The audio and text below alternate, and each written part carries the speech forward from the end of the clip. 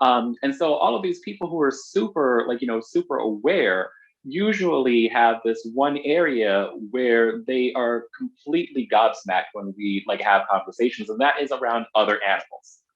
And as soon as you start to talk about other animals, you can almost see people shutting down.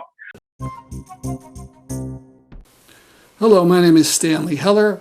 Welcome to The Struggle.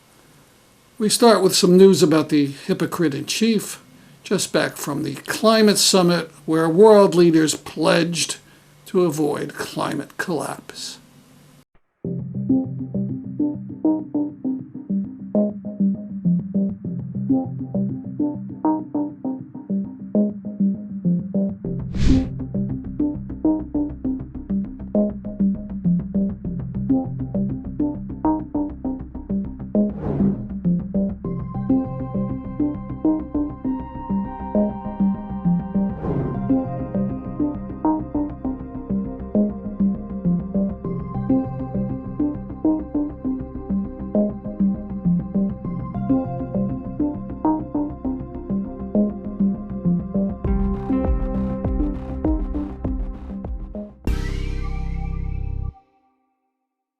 From a 350 video called Not a Penny More.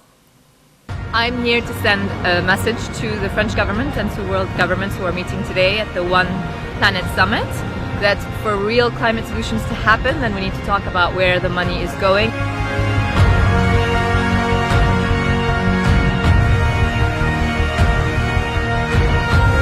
And money continues to go to fossil fuel infrastructure projects worldwide.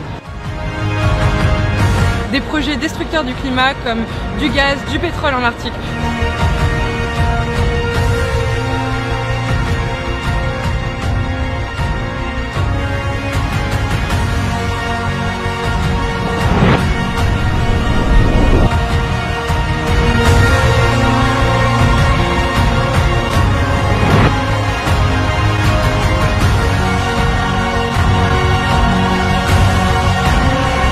Et de vraiment enfin laisser la place au développement des énergies renouvelables.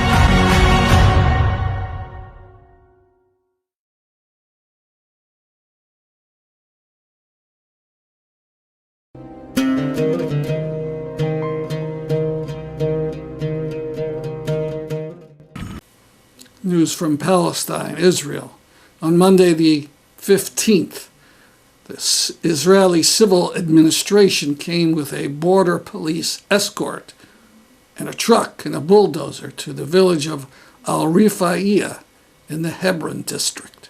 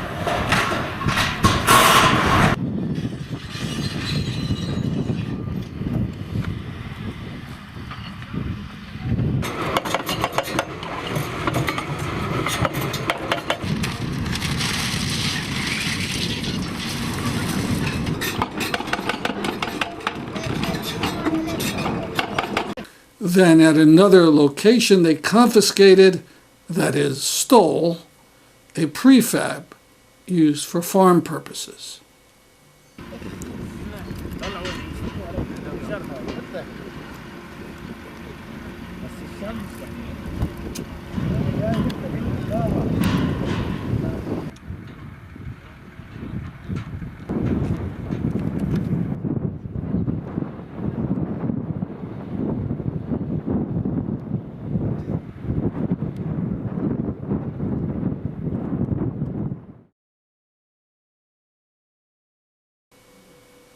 On November 23rd, the Israelis embarked on a large-scale demolition program throughout the West Bank.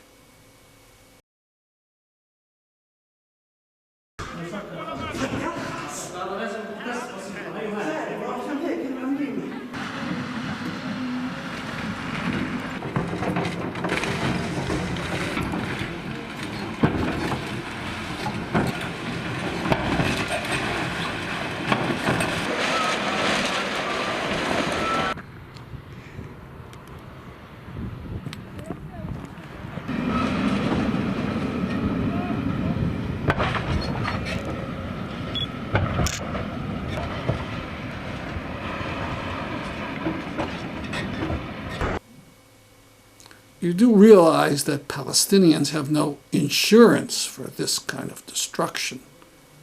Plus, the Israelis charge the Palestinians when they demolish a Palestinian home. Now, did you notice the word Hyundai on the destruction equipment? I've mentioned to you in a recent program, at my surprise, at seeing the word Hyundai on the equipment destroying the Palestinian houses. But we're behind the times. The BDS leaders are very aware of these Hyundai hydraulic breakers. There's a BDS movement boycott of the Hyundai Heavy Industries since 2017.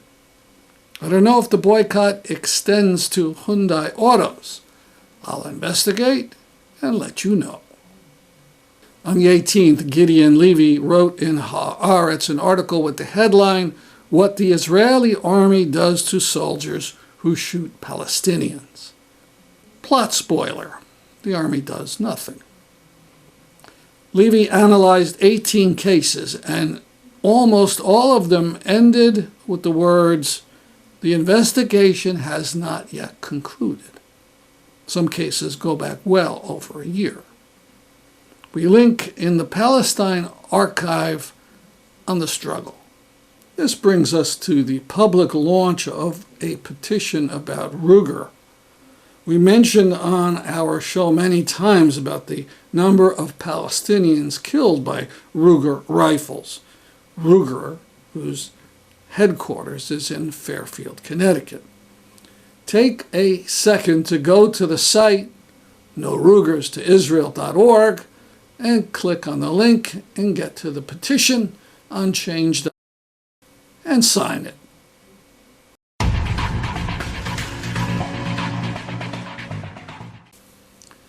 Here's a video that is both startling and disturbing. It comes from the Tigray People's Liberation Front in Ethiopia. They say it shows the number of Ethiopian soldiers it has captured in recent fighting.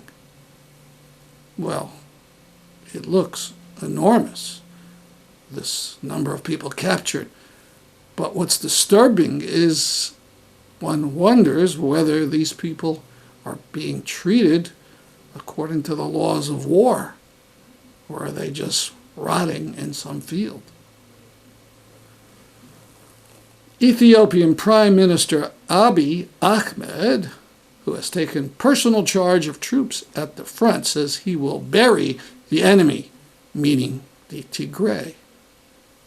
By the way, the West gave Ahmed its Nobel Peace Prize 2 years ago.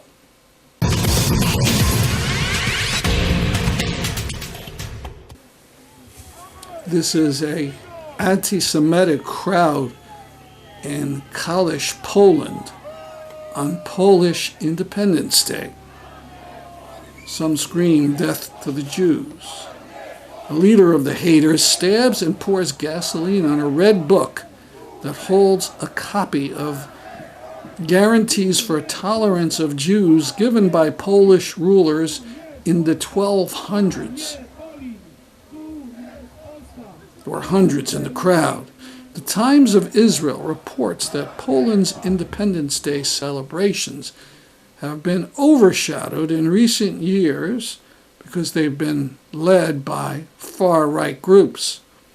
It says the largest on Thursday was in Warsaw.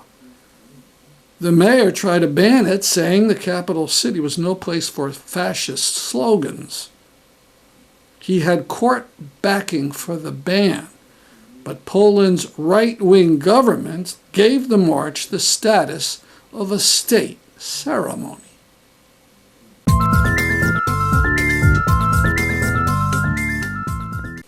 Now for the first part of this year's Shafer Lecture from Promoting Enduring Peace, given by Christopher Sebastian.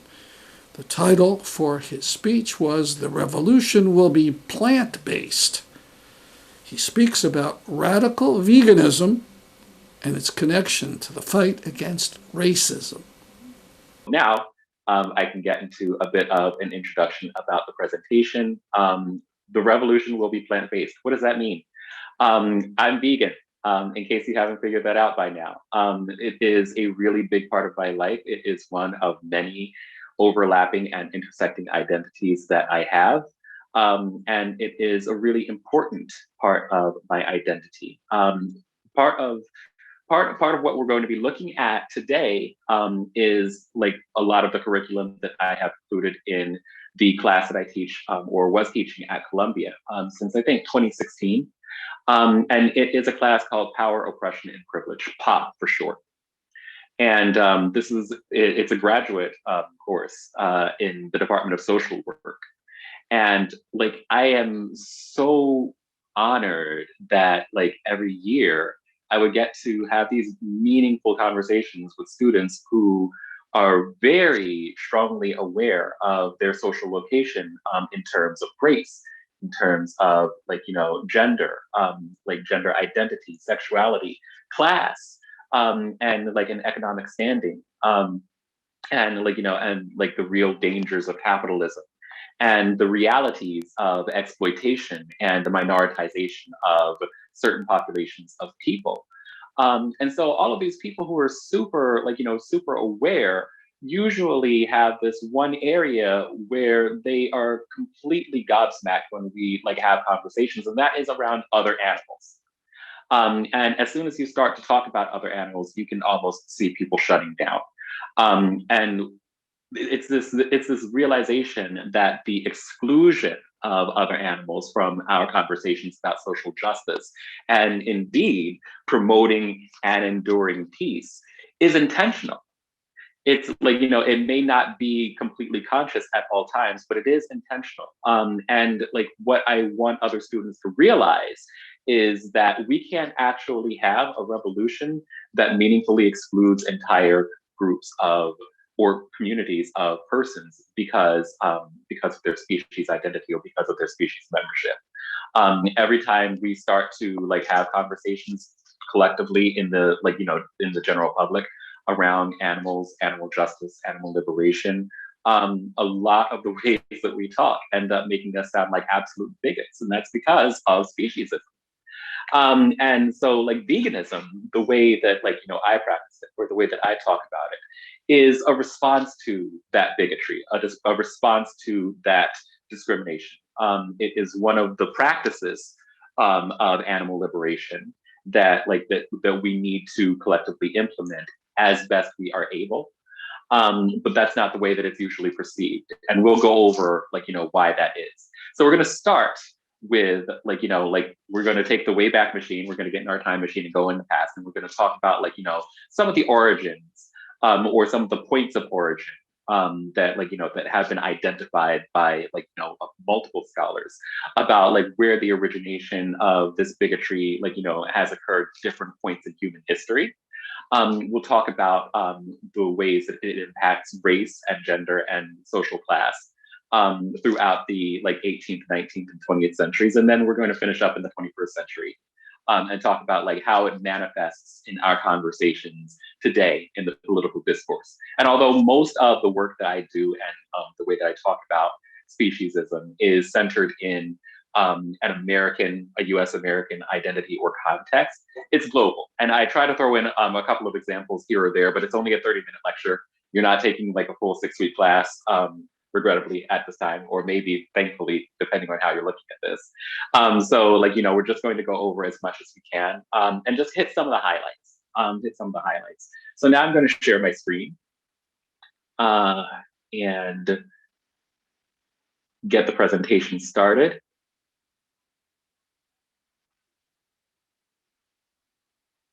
Here we go. Take it from the top, from the beginning. I can see it on my phone screen, and I can see it on my laptop. I'm using my phone for the video portion, because my laptop is old and feeble, and it can't have like video functions for me. So yeah, the revolution will be plant-based, and like I said, we're going to start in the past. And I saw a couple of names that were in the participant list of friends of mine. So like this might be old hat for you. You may have seen some of these slides before. If you have, don't say anything. Just act surprised and be like, "Oh my God, I've never this is brand new information for me," and just and help hype me up a little bit. But yeah, we're going to start way back in the day, and one of the touch points that I had identified insofar as this binary between humans and other animals occurred around the Enlightenment, and we had a lot of really great thinkers, a lot of great philosophers. So philosophers, sorry, again, I told you that I'm nervous. Who came up during the Enlightenment and who had amazing things to say. Not to discount any of them, not to discredit any of them, but when we look at some of their ideas, this is John Locke. Right here, you start to see where where this binary has as kind of started to creep in or started to be established in more discrete ways. If you're familiar with John Locke, then this quote is probably familiar to you. John Locke talks about natural rights that humans have, and these natural rights are derived from natural laws who are conferred to us by God himself. And this particular quote I think is really interesting because he says, all mankind being all equal and independent, all mankind being all equal and independent, no one ought to harm another in his life, health, liberty, or possessions. And this is important because if anybody knows what was kind of going on at around the same time that that these words were being spoken, we already have someone who's putting it in the chat. See, this is exactly why I like having the chat available. We're talking about white men because there were certain groups of people who were not included in all this mankind being equal. They were actually not considered equal at all. They were considered property. Black people were objectified. And so if you're not considered human, if you're not considered part of mankind, you're meaningfully being animalized. And so you've got this sort of spectrum, or this where there's two binaries on either end. You've got human on one end and animal on the other end, which is really absurd because when you actually think about it scientifically and biologically, humans are ourselves animals. But we kind of, around this time, had started setting up these constructs, these social constructs, in addition to, or apart from these biological constructs, that created human as a political identity, and not just a species classification. And if you've got human as a political identity, what else have you got? As as the opposite to human in this binary or along the spectrum is the animal, as a as a political identity as well. And Black people, i.e., people who look like me, if we're not human, then we're being animalized on the spectrum. And so we were, and still meaningfully are, denied our lives, our health, our liberty, and our possessions. And so this is the political reality that we're living in. And what I find really interesting is that when I have these conversations, often with people, people of all races and colors, there's this resistance to that type of dialogue. There's this resistance to it because the animalization of Black and brown people makes us uncomfortable, and rightfully so, because it's insulting to be considered an animal. It's wrong to be an animal. It's bad to be an animal. But somewhere along the way, we collectively decided that human, or the human as it was constructed by white people during this time, was the preferable identity. It was aspirational, even though it was an identity that was never meant to include us. And so instead of seeking solidarity with other animals who were also being persecuted in this collective system, we actually just made a decision, consciously or not, to also continue to persecute other animals in the system. And so, yeah, these are some of the origins of it. And of course, John Locke wasn't alone. This is Descartes. who maintained that animals can't reason and don't feel pain.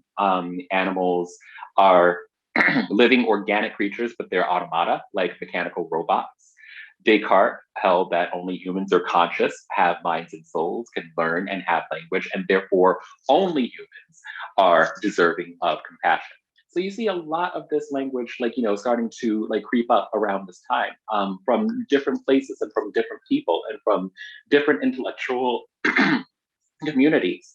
And so it wasn't just confined to one place, but as we create these identities, these conflicting identities, of course it has consequences for Black and brown people. And there are others as well.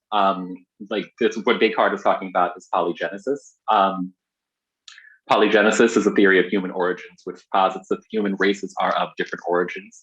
This view is opposite to the idea of monogenism, which posits a single origin of humanity.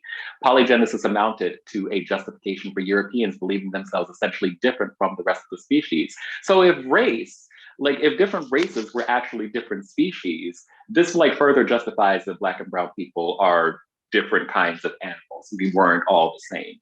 And it as it says here, polygenesis was a justification for Europeans themselves, believing themselves essentially different from everyone else and superior too.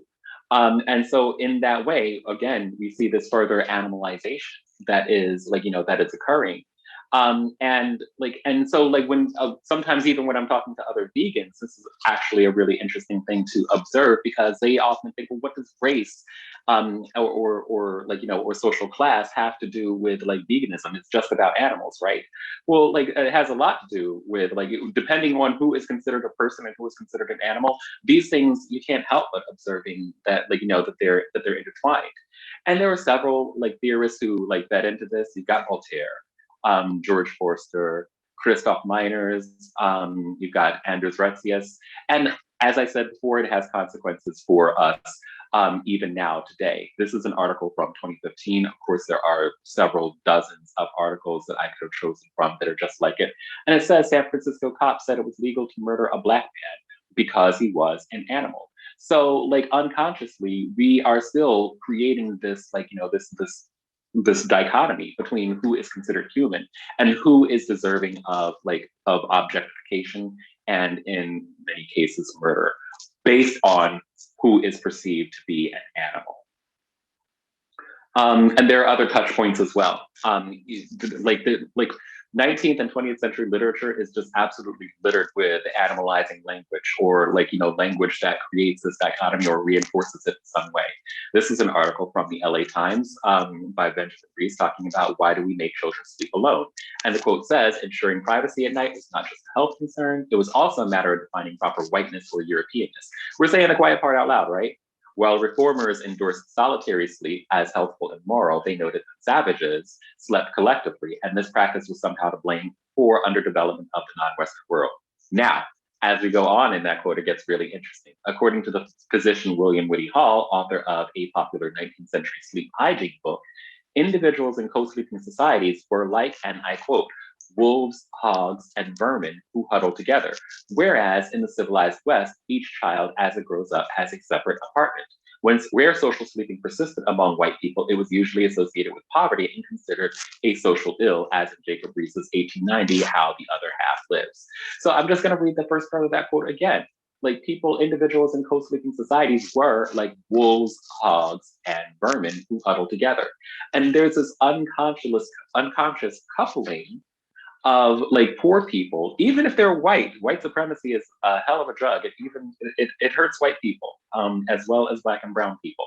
People who were in co-sleeping societies were like these animals, and not just any animals, but these specifically targeted animals as undesirable: wolves, hogs, and vermin. And so there again is this unconscious animalization and this reinforcing of the idea that anyone who is not part of this white, often male, cisgender, heterosexual upper class, who is also landowning and able-bodied, you are part of this permanent underclass that is relegated to that status of an animal, and worth very little more than what an animal would be worth in our society.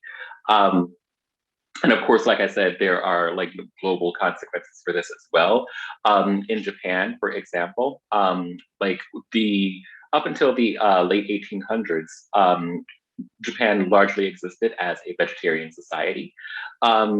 And like, it wasn't until like Westerners or Europeans actually started coming to like, started expanding into other places, that they started eating more meat. Like they were vegetarian societies because the primary or like the main religions in Japan were Shinto and Buddhism, which largely had prohibitions against the consumption of meat. But then what happens? You see Europeans showing up, and like in an attempt to mimic the wealth of European societies, you see like, the relationship with other animals changing in a drastic and meaningful and very rapid way. And this is from the book Meat Hook by author Marta Zaraska. It happened again. The American occupation after the Second World War gave another powerful boost to the Japanese hunger for meat. The Japanese observed the war victors stuffing themselves with hamburger steaks and bacon. And it persists now too. Like between 1970 and 2005, the total amount of beef consumed within the city of Tokyo alone increased by about 160% and 90% for pork. So like, yeah, like these European attitudes toward animals, and especially the consumption of other animals, starts to have global consequences for everyone, and it changes. It has changed our relationship with other animals, like just like so much. And I could give you like dozens of examples from all kinds of countries, African countries, South American countries, even here in North America. You can see his whole talk right now by going to the struggle and clicking on all our YouTube video. That's our program for today. See you next week at this time. I'm Stanley Heller for The Struggle.